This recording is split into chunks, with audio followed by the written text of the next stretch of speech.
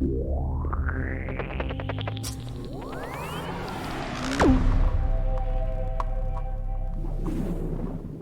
and welcome to AskLRR here on LoadingReadyRun. My name is Graham, and joining me on AskLRR this month is Adam. Hello. And Kathleen. I have a headache. That's why I look like this. And Paul is over there on tech. A reminder, the way that AskLRR goes is that if you join this channel as a YouTube member, then every month when Heather puts up a community post to solicit questions, you get to ask those questions. And now we're here to answer those questions. That's the asking part of the AskLRR, we're the lure part. Mm-hmm. See, we work together as a team, you and we, and it's great. I will not guarantee that I'm going to be a productive or contributing member of this team. Yeah, that's fair. Team sports aren't my jam. No, I've never been good at them, frankly. The only time I ever got kudos in gym class was we were playing handball with an older gym class. African or European? And I don't know. Okay. And we were losing so badly against the older kids that I was like, through force of, I don't know, anger, I was like, put me in goal. And I just made sure that some part of my body was between the ball and the goalie, and the goal, which is how goalies should operate. But it hurt like hell. Yeah. And then that's the only time I got I think I got a B that quarter, which normally C plus for showing up and trying my best, which was not good enough. My best was never good enough in gym class. That's wild. Isn't it wild that they gave grades in gym class? Yeah. It's like, right? It's like, what is...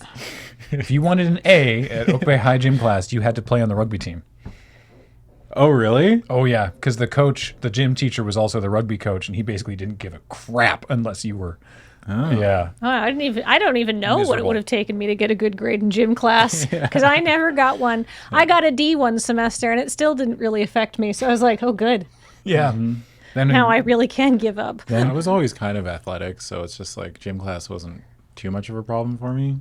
But it is weird looking back. When I'm like, why would we ever grade children? Well, how can you tell children you're bad at exercising? But like... in the defense of the gym teacher who gave me a D, I didn't try. Yeah, that's the key. But even Graham said he came and he showed up and he tried and he still got a C. Like, it's just like C plus every semester. That's C+. wild. Yeah.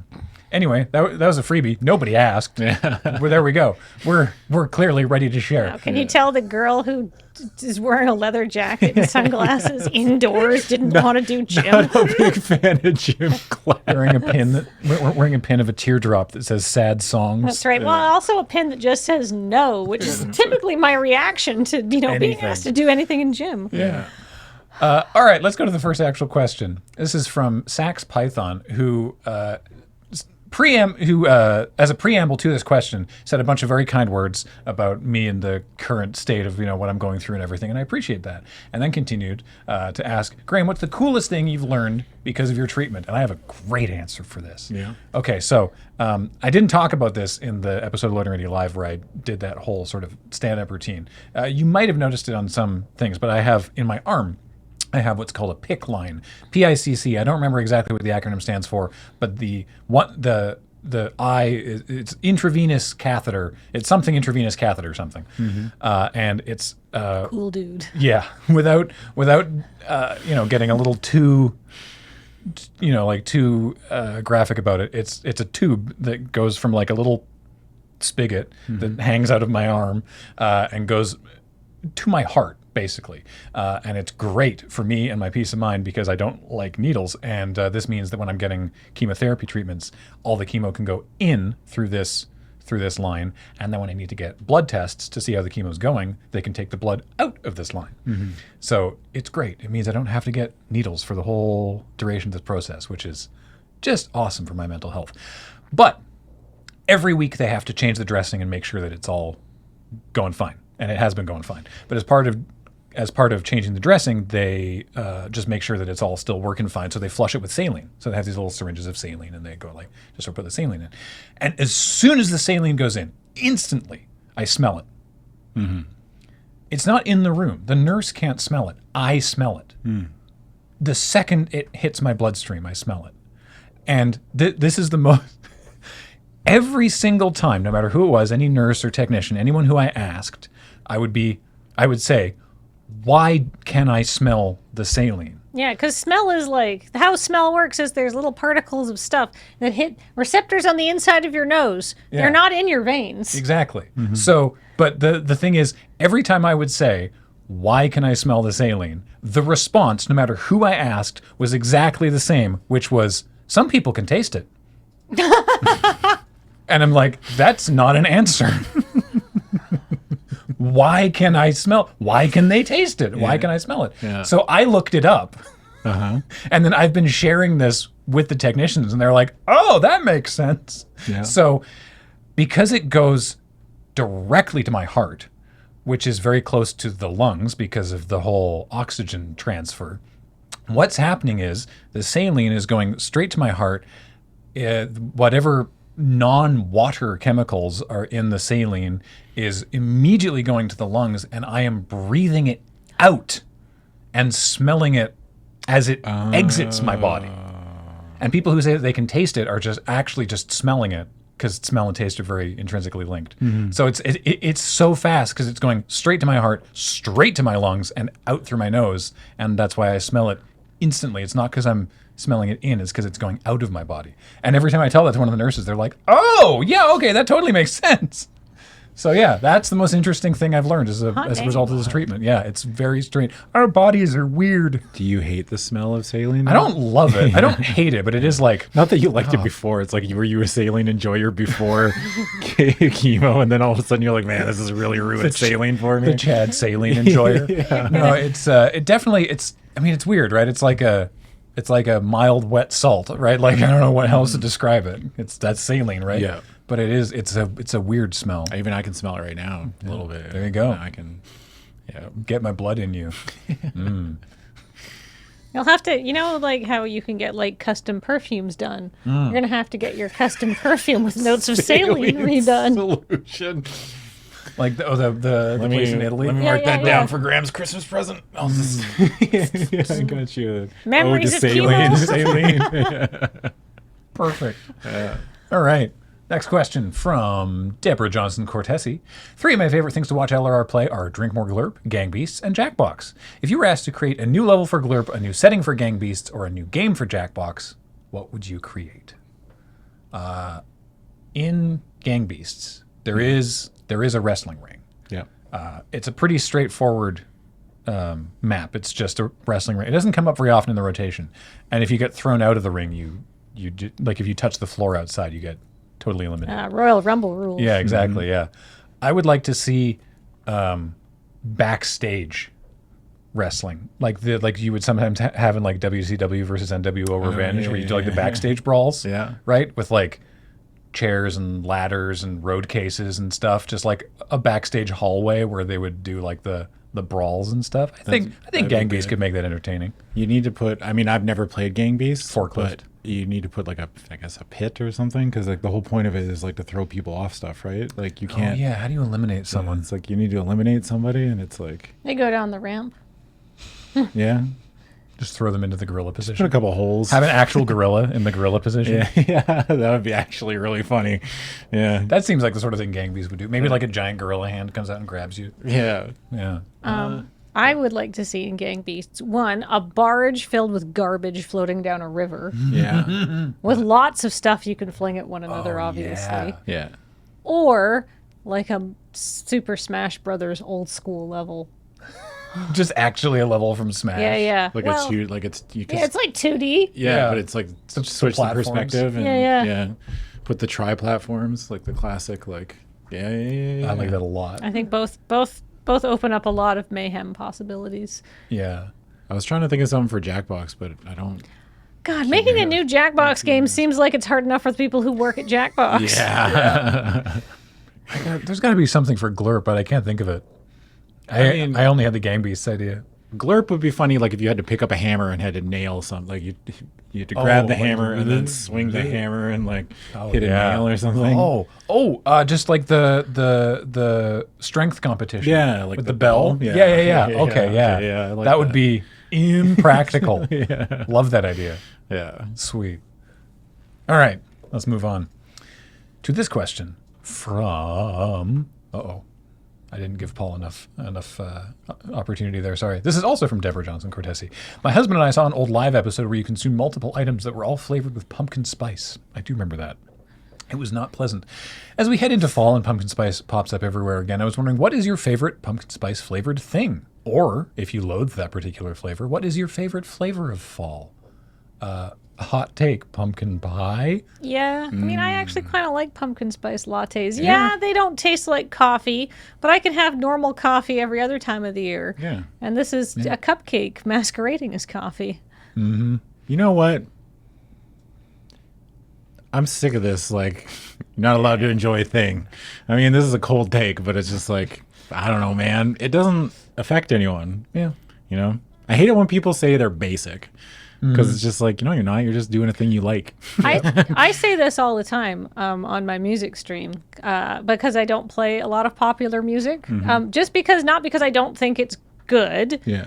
I will say that a lot of like really upbeat pop music, I actually, as one of nature's own goths, I do find like too upbeat music. I find it actually grating and irritating. It's too happy. It's not for you. I don't want to be happy. I don't want to be uplifted. Stop that. Yeah. Right. I wish to wallow in my misery, as God intended. Sad songs. But anyhow, I do think that like sometimes things are really popular and good because lots of people like them because they're popular and good and enjoyable. So stop shitting on it. Basic just means enjoyed by, you know what else is beloved by lots of people? Bread. Right? But it's still good. Love bread. Yeah. Yeah. Love bread. And it's like, I love cheese pizza. It's like my favorite kind of pizza. I love cheese. Just normal. Just give me a cheese pizza. And it's just like. Wasn't the last time you were on AskLRR when Ian and Kathleen started popping off about the Portofino bread? Cake bread. Yeah. It's just cake. It's literally delicious. cake. Yeah. So good though. Yeah. Savory cake. Yeah. I'm trying to think. I'm not a huge fan of fall because it means winter is coming, and not in the Game of Thrones way. Yeah. In like the In seasonal affective disorder way. Yeah. I just like winter immensely. It's my I don't least think Adam favorite. has seasonal affective disorder so much as he just hates snow. I hate snow. I hate it. Hate snow. This is why you moved to the warmest part of Canada Yeah. to get away from it. Well, the warmest part would be like a Soyuz, but that's like Yeah, let's not. I be would too say on hasty. average though it's warmer here. Oh, okay. Yeah. Right. It's not like the sun. It's not BC's summer hotspot. But yeah. Okay. They get a lot of snow in the valley Well, too. climate change. Yay. Yeah, I don't know what else would be like a flavor of fall outside of like Comfy sweaters. Scarves, tall boots. All of these things are great. If you like them, don't eat any of these things. go forth. Enjoy your scarf latte. I mean, turkey. Turkey's a flavor of fall, right? Kind of. I mean, it's Stuffing. more associated. Oh, with... stuffing. Stuffing greater than turkey. Oh, stuffing latte. There we are. Oh. Oh my god. Yeah. Cranberry. we Cranberry's a legitimate Yeah. flavor of fall. Cranberry. Yeah, years ago we tried the Jones Soda Thanksgiving pack of Paul. Wasn't one of them like turkey and stuffing? And it was like yeah, that really tastes like turkey and stuffing. Fizzy, thin turkey and stuffing. It was like, wow, they've really replicated the flavor. This is disgusting. Yeah. Wow, they really nailed it. No, Yeah. thank you. Yeah, that was That was awful. great. I never want to put that near me again. Yeah, it was very impressive and terrible. Yeah, no, I like pumpkin spice. The pumpkin pie will demolish pumpkin pie. Yeah. Yeah. I have no self-control. No, fair. Bruce Clark says, we've heard of Graham's comedy inspirations, but not of Kathleen and Adam. What would you consider your comedy roots? Ooh. Kathleen, or do you want me to go? No, I have a long answer. So Go for it. All right. So my comedy roots are as a kid, at a very young age, like I think like 5 or something like that. I was given, I had 5 Peanuts, like collect those thin collected faucet crest volumes. They're like 5 by 7. They're not very big. I had 5 of them because I had one of my mom's old ones from when she was a kid, and liked it so much that my dad found 4 others and bought them for me. I still have them. And now Penelope gets to read them carefully. And so I read Peanuts comics as a kid. And so I was like, oh, I want to be a cartoonist. This was like at 5 years old. And then when I was about 9 years old, I had to do a lot of killing time at my local library. But my local library had a reasonably well-stocked selection of comics. So I got really into reading Bloom County at 9 years old. Oh, wow. And then when I was about maybe 10 or something like that was when I read Hitchhiker's Guide to the Galaxy for the first time. And I would say, like, at the time, 90% of it probably went over my head, but I recognized the, the broad strokes of it. And that's my earliest comedy inspiration, is making fun of Republicans in the 1980s and making fun of bureaucracy in the 1970s. I didn't realize that you got into Bloom County so young. Yeah, like that I missed the point. I would say one of my first, possibly my first ever crush was Binkley from Bloom County. So Charles Schultz, Berkeley Breathed, and Douglas Adams. Yeah. That's a fine selection, honestly. Yeah. Nice. How about you? What formative comedy do you experience? I'm a Simpsons kid, obviously. Yeah. I mean, a lot of us are. Far Side. Oh, love the Far Side. Yeah, the Far Side comics. Kathleen and I were joking about cow tools like the other day. Yeah. That one just kills me. Yeah, there's a lot of Far Side comments that kill me. The one that absolutely murders me is the one where the guy is at a payphone and he's like, it's dark and there's like a light on him and there's an elephant behind him in a trench coat. And he's like, remember me, Mr. Johnson, Africa, 1954? if you shoot an elephant, make sure you kill it. Like, an elephant never forgets. Yeah, it's just like, man, that one, I love that one. Also, like, there's another one that's like a bunch of like different pictures of animals, and then it's like the ways nature tell you to back off, and then there's like a guy in like he's got like an inner tube and a boot on his head and he's got a bazooka, and it's just like, for some reason, that's just like, I don't know, man. Stuff like that, just really. The Far Side, I read that a lot. It's like nature's warning signs, I believe, is the caption. Yeah, on nature's warning signs. That's what it is. Yeah, Far Side is just like, I think actually more than The Simpsons, Far Side probably formed the way that I like. I wasn't look at things. I was in one of the houses. I was not allowed to watch The Simpsons. Really? Because I was too young at the time, and it was too vulgar. Yeah. It was for a cartoon on television.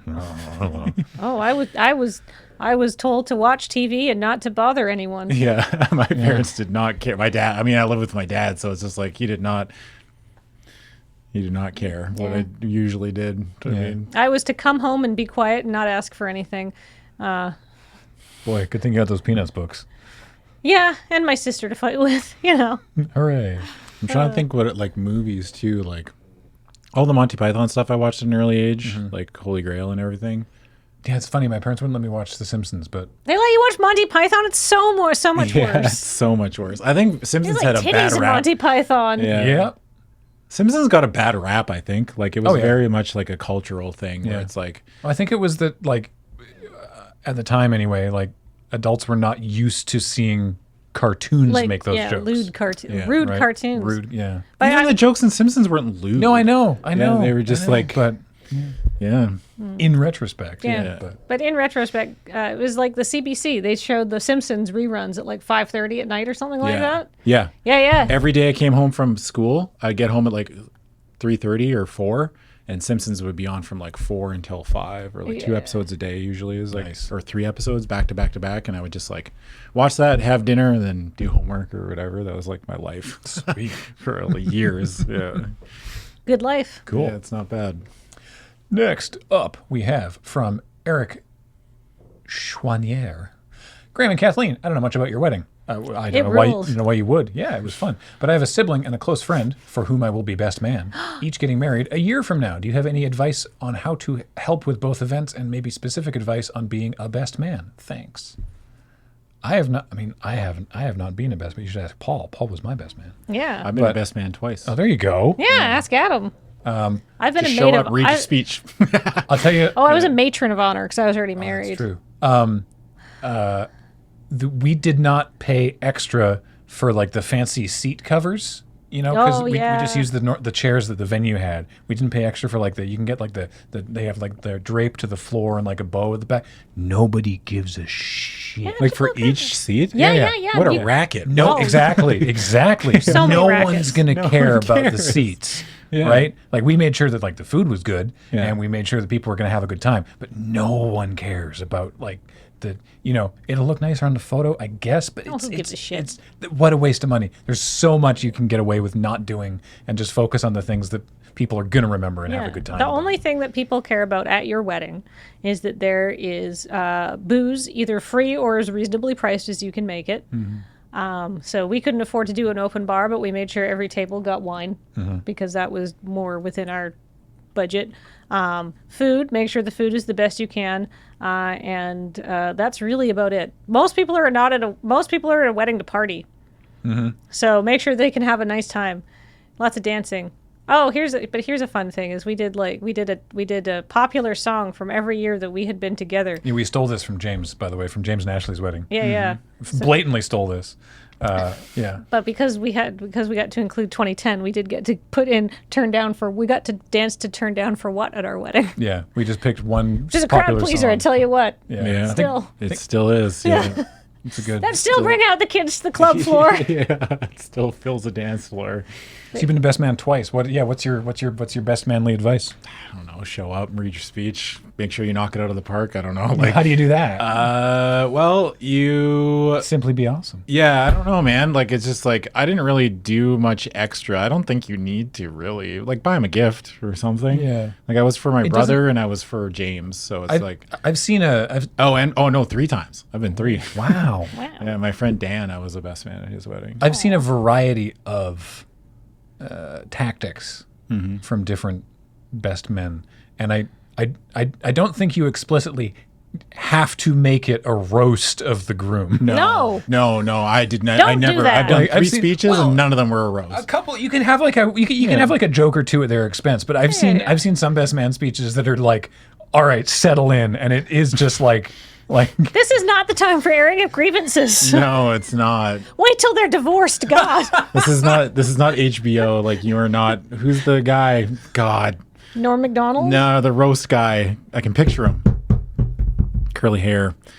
I mean, that could still be Norm Macdonald. It could be Norm Macdonald, yeah, but I'm thinking of he's at all the roasts. I Like think the I know roast who you're of, thinking of. Yeah, I can't picture. I can picture him. I can't think of his name. But anyway, yeah. As a matron of honor, because I was my two best friends married each other, and I think the only barb I got in was and I'm so glad that they fell deeply in love several years after I told them that they were good for one another. But now I'm here. Like that was as far as I went. That was well earned though. Because you were like, you two would be great, and they were like, no. You were there. You never. How long No. did I spend going now kiss? Yeah. No kiss. Anyhow, And then they did. They're perfect for each other. They are still very happily married. But Yeah. your job as the maid of honor, the matron of honor, the group, the best man, the best person, The best friend, whatever. the best friend. Your job is just to make sure that they have a great day. So if when Adam and Lindsay were getting their wedding photos done, something happened where like some help needed, like the venue was not set up properly. I don't really remember it because it wasn't really that much of a big deal, but I was kind of like, all right, because like no family members are around because they're also getting pictures. So it's your job to be like, hey, is there an issue? What is the issue? How can I solve it? Which mostly consisted of me telling like, okay, you two want to help. You two go set up over there because you are eager, but you don't have anything to do. Who else wants something to do? Okay, you make sure that's done. All right, you go help the florist carry in the flowers. Yeah, no one our age can afford like a wedding planner. So like the bridal party's job on the day is to make sure that any possible friction is just It dealt with. bounces off you and not and the person whose the- important day it is. Yeah, and the people getting married don't have to worry about it or even realize that it happened. Yeah. The only thing the bride and groom should be doing is getting day drunk. Yeah. I would say that like my biggest advice, I guess, for the speech part too is like, yeah, don't roast them, but also like you're kind of trying to highlight what's so great about them. Yeah. Not even just the couple, but that one. If you don't know the couple that well, then just focus on Focus on the the person you do groom know. or Yeah. bride Yeah. or whatever. But And you're it's just okay trying to to make ask. everyone. Yeah. Right? You're like, hey, why do you like your partner so much? Yeah. Pump them for a little information. You don't have to know. You can secretly record the conversation. Yeah. If you're in one of the states that allows that. Yeah. I mean, British Columbia does. Yeah. One party consent. That's the one. That's what I was looking for. Yeah. And just, works that into just be like, they love this person because. Just wearing a wire. Yeah. Can you like tell me why?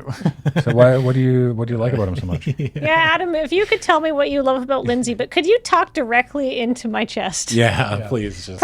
Platonically, obviously. Kathleen's friend is also named Adam. Yeah. Yes. It's a Oh, different yeah. Adam. Different Adam. Yeah. Next question from Daniel. What are you reading right now? I've read this book a billion times, but I have a friend that I get on like a video call with, and I've been reading her Best Served Cold by Joe Abercrombie. We have book club like a couple times a week. Cool. And I've been reading it out loud, and it's still very good. It's a revenge story, and it's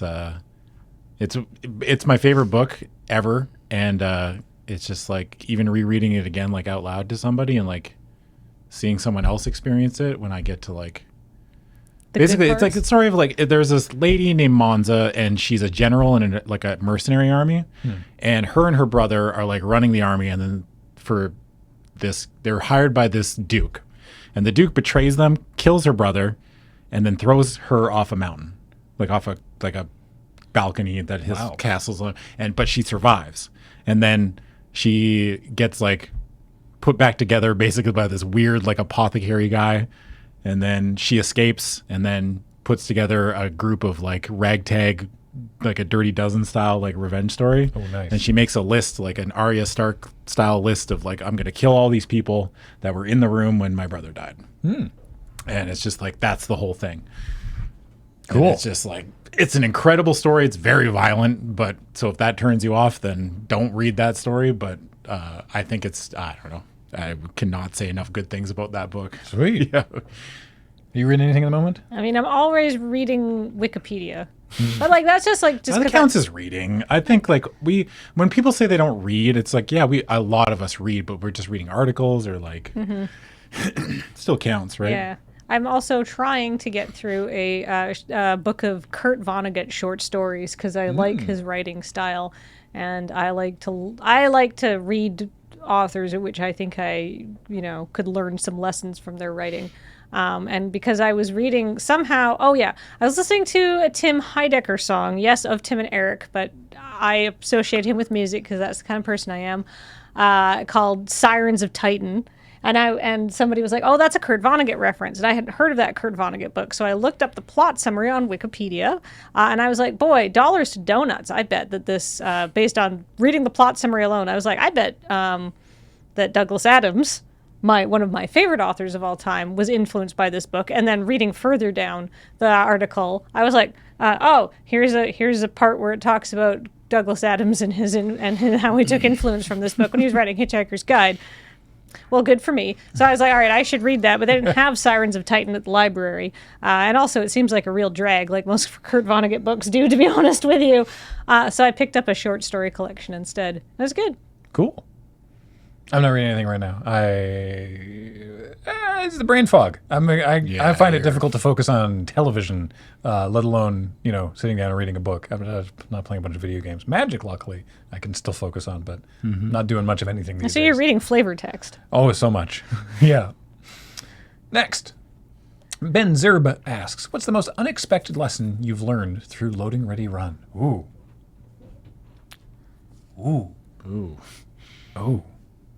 I don't have an answer for this, ready. I don't have one ready to go. Unexpected lesson. I'm going to file everything I've learned about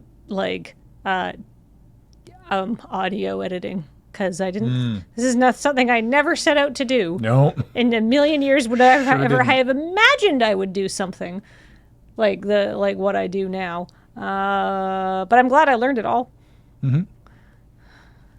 I learned that less is more. A lot, especially from you two, as far as editing stuff and learning how to cut things down and really kind of eviscerate something to the point where it's those things that you aren't as good as you think they are. Oh, it's so hard. It's so hard. It's all the things you think are great are not. No, they're not. They're just filler. But I made all this stuff. Yeah. But do you need it? Yeah, it's do you need it? I don't know if I need it, but I want it. Do you know what I do to make myself feel better when I'm editing something that I know I need to really cut down? When we do the pack openings for a PPR, we have 8 people opening packs. Everybody takes 15 minutes to open their packs times 8 people. So 2 hours. 2 hours worth of work. I need to get that to be 15 minutes total, so I need to take it down to 1/8. So what I do is, like, obviously there's lots of good stuff from everyone, and I feel really bad about cutting it. So I put a big chunk of slug in, which is just like empty timeline. And at the end of the timeline, I put all the good clips that I tell myself that's going to be in the deleted scenes video that we'll put on YouTube later. And of course, it's never going to go on YouTube later, but then I don't have to feel bad about cutting it, because I'm not cutting it. I'm moving it to the deleted scenes. That's actually a really good way of like mentally parsing it, right? Don't ask us for those videos. No, Yeah, it's just do like not. it's like that. Basically, we just cut it like it's just the stuff that doesn't have like a clear through line, and it's like it's all very funny, sort of. But it's untethered. It's untethered. It just would be like a bunch. It's not interesting to see someone go, "Oh, neat," and make like I would say a good joke, but like not good enough to stand completely on its own. Yeah. Yeah. I think I also learned, like, I don't know if it's a lesson, but it's like I learned my worth as like an on-camera talent. Whereas before I wasn't.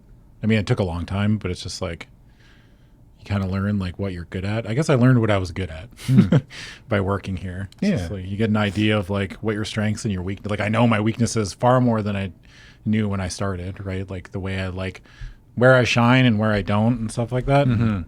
Putting myself in situations that highlight that or strengthen that or whatever, rather than just like doing things just to do them. You know what I mean? Yeah.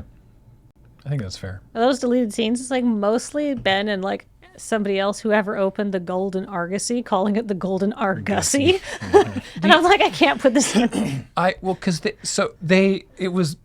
was Ben and Wheeler, and I think someone else opened it as well. And they were like, they were trying to avoid. They were like the Argosy, and from off camera, I'm like, it's pronounced Argosy. Like Jason and the Argonauts. Yeah.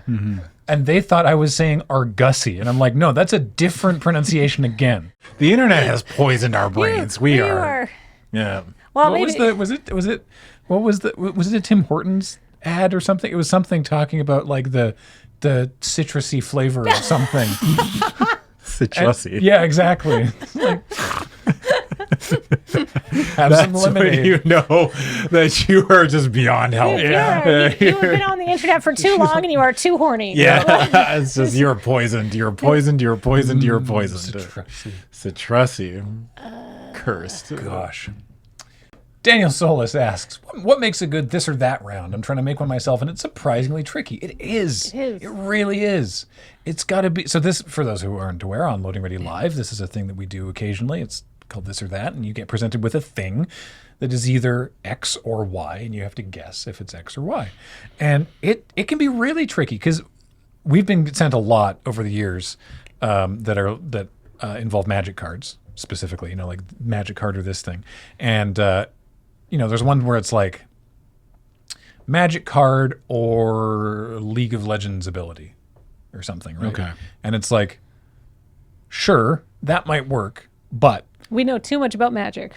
Or if someone doesn't know a huge amount about either, right? It's a coin flip. It's just a coin flip, right? Yeah. You have to be able to like have some ability to reason it out. Because if you've never played Magic or League of Legends, you're lost. It's too arbitrary. You're just like, I don't know. Doing. Yeah, exactly. Like, I don't know. So it's either got to be something that like everyone can have like maybe a bit of knowledge about, or that definitely you have like no frame of reference for. One of my favorites that we did was like U.S. high school sports team mascot, I think specifically, but U.S. high school sports team or winning quartet at the like U.S. Annual barbershop quartet championships. Right? So it'd be like the Colemen. And you're like, like well, Nat that King Cole? sounds like a barbershop quartet. Yeah. Or are they Right? from the Appalachian Mountains? Exactly, right? And I don't remember if that was one of them. I'm just making it up. But like that kind of thing where it's sort of like, okay, I think we can kind of logic this out maybe. Yeah. But if it's just like I found a list of like really, really, really niche list of names and another really, really, really niche list of names, and the end result is like, I don't know, A Right. Like if you're just guessing A or B, then it's not great. You should. There's got to be something in there that makes the contestants think that they can suss it out, even if they can't. It's kind of like making a good split the room in Jackbox. Oh yeah. It's like equally hard. Like it's That's like you want to make them. You have to make them think about it, and making them think about it is very hard because most people. When I've seen them play it, like I haven't watched a lot of this or that, but when I watch them play like Jackbox, which is similar, which is like there's usually most people will just go to a snap decision almost immediately. So it's like you have to make them just think about it. You have to make them second guess themselves, and I think that's incredibly difficult to make somebody do that because most humans are just going to be like, "I am right in this" or something. Yeah. You know what I mean? Without giving them enough.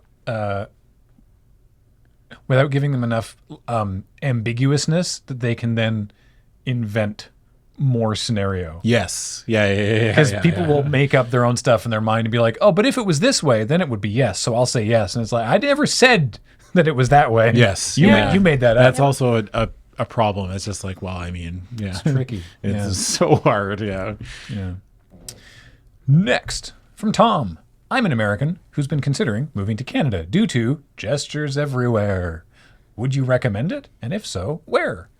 I mean, I'd recommend If you're it. not happy with where you live, it's very possible to emigrate to another country. How hard is it? So it depends. It depends on what a you lot of do. Stuff. Depends what your qualifications are and how much patience and time you personally have for understanding immigration law. We have a friend who works in tech who had very little trouble immigrating. He lived in San Francisco and then works in tech and wanted to move here. And the immigration lawyer was like, not a problem. We have another friend who works in medicine. And the immigration lawyer was like, you are not going to have an effing issue at all. Yeah. You want to move to Canada. Come on in. Yeah. So Let us roll out a red carpet for you. it's going to depend on your skills or something, how long you have to wait. I mean, what you can do is if you're interested in trying out going to Canada is you can get here in a way that our friend Lily did is she went to school here because she always was interested in living in Canada.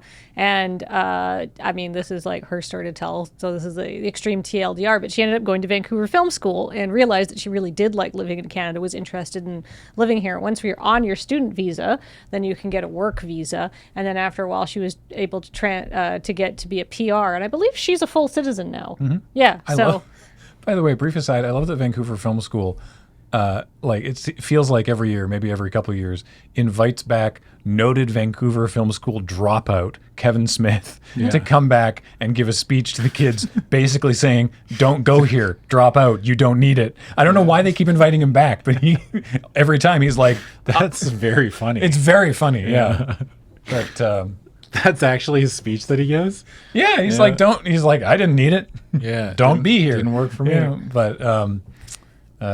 but where? Ugh. I mean, so I love it here. Obviously, I'm super Victoria. partial to BC. Love Victoria. I love BC. It's not cheap. I mean, nowhere in Canada is cheap. Like, Canada is expensive compared to the States, just, for a whole variety of reasons. Our food is more expensive. You think Saskatchewan's expensive? There's no way Probably Saskatchewan's not, not no. that expensive. Okay, but Saskatchewan. But you left is also Saskatchewan. But I left Saskatchewan. I'm just saying that there is a cheap place Get to your live. foot in the door. You just get your foot in the door in Saskatchewan. Go to Saskatoon, honestly, not that bad. And it's a lot better than it used to be. Winnipeg is apparently actually a really nice place to live. Really? Yeah, they've got a great art scene there. Oh.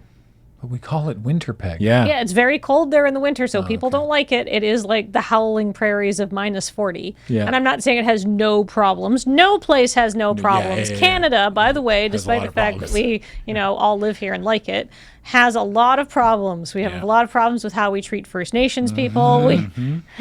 Boy, that could be a whole other podcast. Yeah, I spent my high school years in a predominantly Native community, up north in Saskatchewan, and we are not helpful or kind to them at all.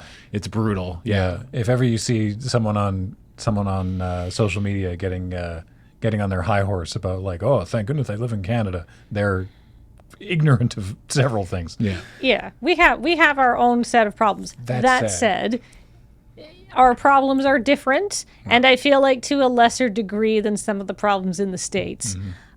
So, realistically, where you think you can get a job is probably the best way to do it, because like the easiest way to do it is to like get a work visa and come in and for a different company. But you know, the East Coast is nice. There's cheaper places up island. Yeah, they're like, you know, but there's just like, if you move outside of a major city, it is very hard to get work in Canada. Like there's a reason like most Canadians live in major centers, just because like when you live in a smaller town, like they tend to be very boom bust. Because I spent my formative years in Prince George, and that was like, town's doing good, town's doing bad, town's doing good, town's doing bad. And like, town doing good, dad has job. Town doing bad, dad does not have job. Right? That's stressful, right? So you have a lot more like resource-based economy and stuff like that. And my dad didn't work in resources, but like town doing good, other people, like people who work in IT, like my dad, have jobs working at resource company. Resource company goes under, dad gets laid off, right? So like, there's that. So I would aim for a larger city just for your own security, peace of mind, and access to public transport and reasonable priced food. Yeah. Food. So yeah, give it a shot.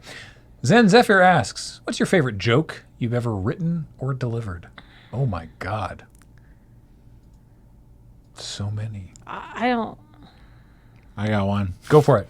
There's a random quote in the Lurbot from a stream, and I think it was from Pandemic, and I said, sometimes bad juju is just bad you. That's a good joke. Yeah. One of my favorite deliveries, I think, was from an episode of Friday Nights where Kathleen is like laying out a bunch of orders for people to do different things. And then it cuts to me and I'm sitting there and I'm like, no. I think that one came across really well. Yeah. I'm just like nodding along, smiling. No. No. Yeah. The no is bad improv, but it's such good comedy. Yeah. It's funny how that works out, right? It's like, it's like, yeah, you usually don't want to do that to somebody, but I remember asking. Well, in scripted content, it's okay. yeah. I was performing improv with Synaptic Chaos Theater, which is the group that We stole Ian and Beach from. Stole Ian and Beach from. Yeah. And I was performing with them at the anime convention in town. And then afterwards, I was like, "How did that go? Was I okay?" I think it was Dan, who was another member of the troupe, and he was like, "Yeah, that was really good. You were really funny. You say no a lot, but in a way that works." And I was like, "What? What is it?" Because I was approaching every scene like I was writing sketch comedy, and so I'd be like, oh, so if I know something here, then we can do this thing where it gets back to where the ending lands as a relation to the start of the scene, which is not how you're supposed to do improv. You're just supposed to sort of explore it and let it go and say yes all the time. Supposed to see how it goes, man. Yeah, there are times when you can say when you can say yes in improv, but not when I was doing it. And so I don't know. I thought that was interesting. It's like, oh, it's a very different. I can't remember the word I'm looking for. Not job. Vibe? No, not quite.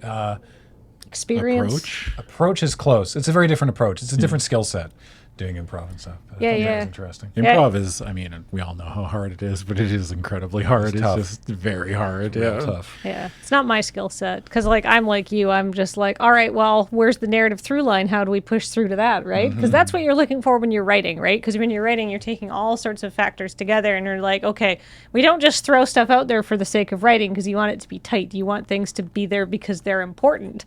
Like, yes, they should be funny, right? But like when you watch an episode of 30 Rock, which is an exceptionally well written show, there's all of these random throwaway lines that are there just because you think that they're funny, but then they are somehow relevant to the plot or the scene or the episode as a whole, right? Like there's no, you shouldn't be wasting time if you're doing a scripted comic thing, because you have enough time to write the script and review it and do it over again until it's good. I think the phrase that we said most often over the course of writing all the sketches when we did was like, okay, now how do we get out of this? Yeah. Yeah. Yeah. We'd be going along, we'd be like creating a scenario. It's all very funny, and it's like, but where does this? How does this end? Where does this go? We need to like. Unironically, what's my motivation here? Why is my character doing this? What am I getting out of it? Why is any of this happening? Right. It's like my biggest complaint with Saturday Night Live, which is a show that I do quite enjoy. But is that they have a lot of trouble ending sketches. Sometimes sketches will just stop. Yeah. And it's like, oh, Okay. That's And sometimes that's okay. Like the David S. Pumpkin sketch just kind of That stops. one, they don't all need it, but some of them do. It's funny. I never thought about it like that, but the rare times that I've tried to write a crap shot or something, I'll have like a good joke, but then I go to write it and I'm like, I don't know how to end it. Yeah. It's like I don't Where's- know what where's to the do. rest of it? It's Yeah, like exactly. I have something very funny right here. Yeah. It's like I should be just like go forth my child. You're just staring at the script being like, why won't you go Yeah. do the thing? Yeah, it's tough just Yeah. to figure out like how do I put a nice little bow on this thing. Yeah. Did you have an answer for that, by the way? Oh God, I can't remember anything I've ever said in my life. I Sounds did good. like there was one episode of Friday Nights where like Cam and I are taking these like advanced personality tests, and like he turns out to be Boros and I turn out to be Is It. Oh, yeah. And like somebody in the comments pointed out that it's like, well, Kathleen's, thorough scientific litigation of this, and Cam, Cam's steadfast refusal to like accept the results and instead go with what he believes to be correct actually does really demonstrate, the respective values of Is It and Boris. So good job. That was really well written. And like that didn't like that somewhat came across, but wasn't like I would say that was 10% intentional. So, sometimes good comedy is just, going with your gut instincts about what you think is funny. And as long as it makes sense internally and consistently, then, maybe other smarter people will read even better things into it than you did. All right. Next, from Pinball Witch. First reactions only. Assign each other a wrestling name and theme/gimmick. Oh, my God. Mr. Huge Nice Guy. He's huge and he's quite nice. That's Adam. All right, I like this already. Mr. Huge Nice Guy. Yeah.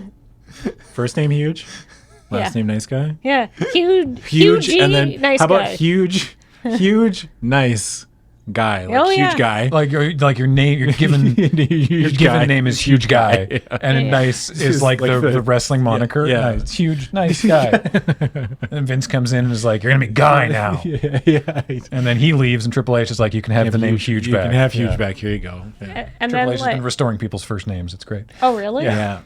The order is being restored. Yeah. Oh, Matt But Riddle also is at the Matt same Riddle time- again. Austin Theory is Austin was he Theory again. just Riddle for a while? Yep. Yeah. And Theory was just Theory. Yeah. Now he's Austin again. Yeah. Christ. It's bad. It was bad. It's mean, still weird, but now Kathleen but would be now- something. There was a, oh man, I can't remember the wrestler's name, but in WCW in the 90s, there's a wrestler named like Max something, and he was like, he came out with like a guitar, like played like electric guitar all the time. Oh. He was like a metal, but you wouldn't be so much metal, but maybe you'd be some kind of a music gimmick, I think. Oh yeah, your theme song would be something by King Giz. Oh, for sure. Yeah. Probably like from Maybe you just come out and give scathing pitchfork reviews of all the other wrestlers.